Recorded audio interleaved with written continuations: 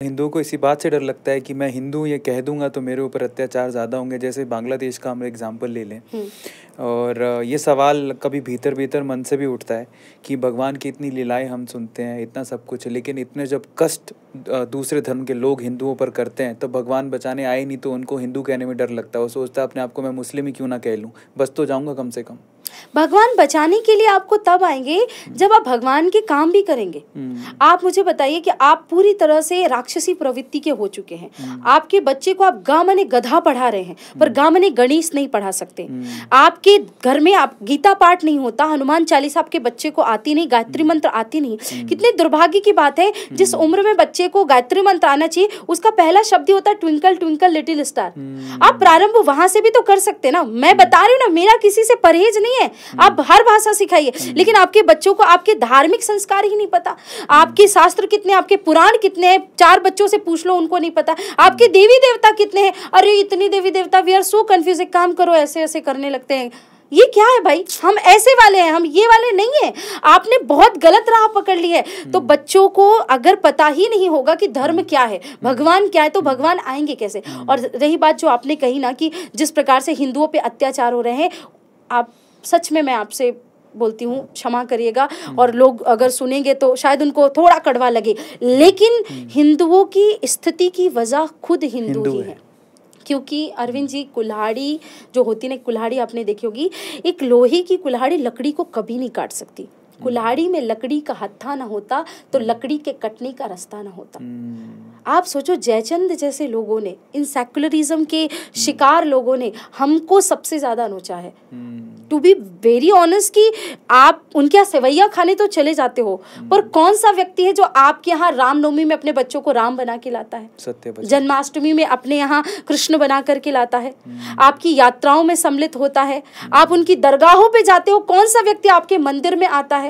मुझे इस बात से इतनी तकलीफ होती, इतनी कष्ट होती, और साथ साथ में लोग स्वार्थ सिद्धि के लिए जुड़ने लगे हैं कि भाई ये वाला हमारे भगवान ने पूजा हमारी स्वीकार नहीं की तो हम इस पीर बाबा क्या चले जाते, पूरी हो जाती है।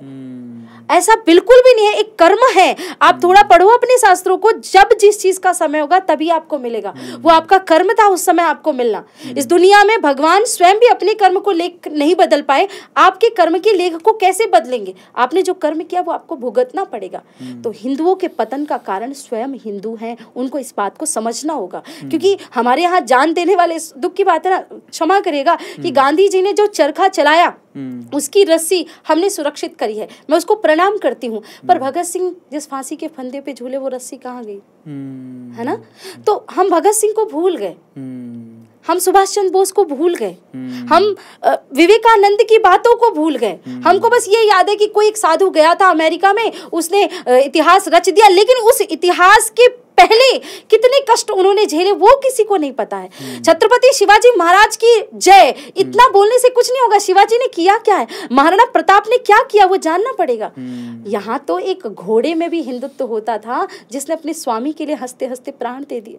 यहाँ जटायु के अंदर इतना भाव था, एक पक्षी के अंदर जिसने माता सीता के लिए अपने प्राण दे दिए। तो फिर कहाँ गया वो हिंदुत्व, कहाँ गया वो सनातनी। तो कहीं ना कहीं हमारे पतन का कारण हम स्वयं। बिल्कुल सही बात बोल रहे हैं। ये बात मैं भी, अगर ये मुंह से ना कहती, कहीं डेवलपमेंट हो जाती, तो मैं भी ये बात बोलता। उसका पीछे का कारण भी है।